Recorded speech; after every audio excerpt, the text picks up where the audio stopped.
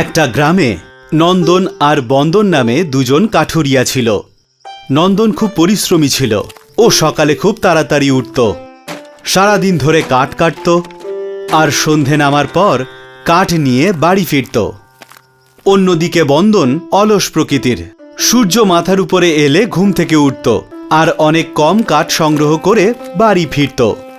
1 বছর পরে নন্দন অনেক পরিশ্রম করে অনেক টাকা জমিয়ে ফেলল ও সেই টাকায় খুব বড় একটা সুন্দর বাড়ি তৈরি করল।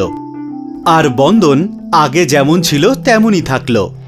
কিছুদিন পর নন্দন বিয়ে করে নিল আর সেই দেখে বন্দনের খুব হিংসে হলো। নন্দন আর আমি দুজনেই কাঠুরিয়া, কিন্তু 1 বছরের মধ্যেই ও এত কিছু বানিয়ে নিল। আর আমার জেকে সেই, নিশ্চয়ই ও এর কোনো রহস্য জানে। কে জানে কি জাদু করে ও।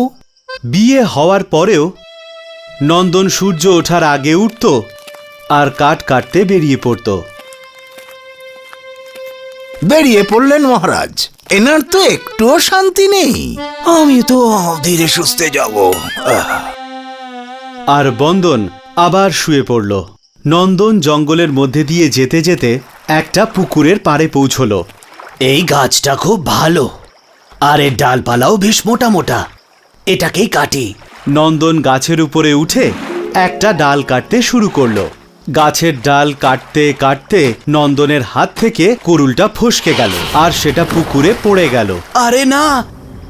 ও গাছ থেকে নিচে নামলো আর আমার কাছে তো একটাই কুড়ুল ছিল, এবার আমি কি করব? কাঠ কিভাবে কাটবো? গাছ যদি না কাটতে পারি তো? নন্দন চিন্তায় পড়ে যায় আর ও ওই পুকুরের ধারে বসেই প্রার্থনা করতে শুরু করলো। হে জলদেব, আমাকে সাহায্য করো। তখনই নন্দন, আমি তোমাকে কিভাবে সাহায্য করতে পারি? আমার কুড়ুলটা পুকুরে পড়ে গেছে, আপনি আমায় দয়া করে ওটা ফিরিয়ে দিন। ওই কুড়ুলটা আমার কাছে অনেক মূল্যবান জিনিস।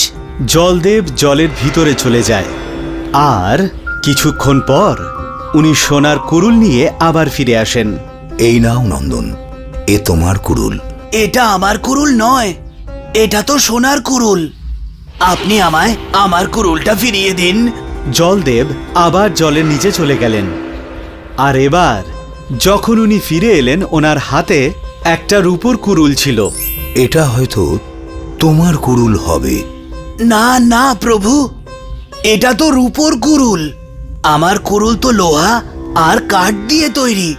তারপরে আবার জলদেব জলের ভিতরে চলে গেলেন। এবার উনি নন্দনের কুড়ুলটা নিয়ে এলেন। নন্দন নিজের কুড়ুলটা দেখে ভীষণ খুশি হলো। হ্যাঁ, এটাই তো আমার কুড়ুল। এই নাও, কিন্তু এটা আমায় বলো যে তুমি বলেছিলে যে তোমার কুড়ুল খুব মূল্যবান, তাহলে তুমি সোনা আর রূপোর কুড়ুলটা নিলে না কেন? আমার কুড়ুল তো মূল্যবানই, এটা না থাকলে আমি কাঠই কাটতে পারবো না। এই কুড়ুলটা আমার জীবনের অবলম্বন। খুব ভালো কথা নন্দন, পরিশ্রমকেই তুমি তোমার জীবনের মূলধন মনে করো আর তোমার মনে এতটুকু লোভও নেই। এই নাও, এই সোনা আর রূপোর কুড়ুলটাও তোমার সততার জন্য উপহার। সর্বদা সুখে থাকো। নন্দন কুড়ুল নিয়ে জলদেবতাকে প্রণাম করে আর জলদেবতা আবার জলে অদৃশ্য হয়ে যায়। নন্দনের হাতে সোনার কুড়ুল দেখে বন্দন আশ্চর্য হয়ে যায় আর ও ওর পিছু ধাওয়া করে। নন্দন তার স্ত্রীকে সোনার আর রূপোর কুড়ুলের রহস্য বলে, যেটা বন্দন জানলা দিয়ে শুনে ফেলে। তো এই ব্যাপার, আমিও পুকুরে গিয়ে সোনার কুড়ুল নিয়ে আসছি। বন্দন পুকুরের ধারে পৌঁছে ও ওর কুড়ুলটা পুকুরে ফেলে দেয় আর ওখানেই বসে প্রার্থনা শুরু করে। বলো বন্দন, আমায় স্মরণ করেছ কেন? আমার কুড়ুলটা পুকুরে পড়ে গেছে, আমায় ওটা ফিরিয়ে দিন।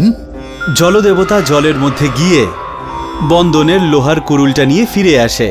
এই নাও বন্দন, তোমার কুড়ুল। না, এটা আমার কুড়ুল নয়। জলদেবতা আবার জলের মধ্যে যায় আর রূপোর কুড়ুল নিয়ে আসে। বন্দন আবার না করে দেয়। তারপর জলদেবতা সোনার কুড়ুল নিয়ে ফিরে আসে। বন্দন খুশি হয় আর হ্যাঁ হ্যাঁ, এটাই তো আমার কুড়ুল। হ্যাঁ, তুমি খুবই লোভী বন্দন, তুমি আমাকে মিথ্যে বলেছ। এই বলে জলদেবতা জলে অদৃশ্য হয়ে যান। আমার কুড়ুল, আমার কুড়ুল, আমায় ক্ষমা করে দিন। বন্দন মিথ্যে কথা বলা শাস্তি পায়, আর নন্দন পায় সততার পুরস্কার। সেই জন্যেই বলে লোভ করা ভালো নয়। হাই, আমি শাইনি। যদি তোমরা আমাকে এভাবেই দেখতে চাও তাহলে এই ভিডিওটাকে অবশ্যই শেয়ার করো, আর হ্যাঁ, এই চ্যানেলটাকে সাবস্ক্রাইব করতে ভুলো না কিন্তু।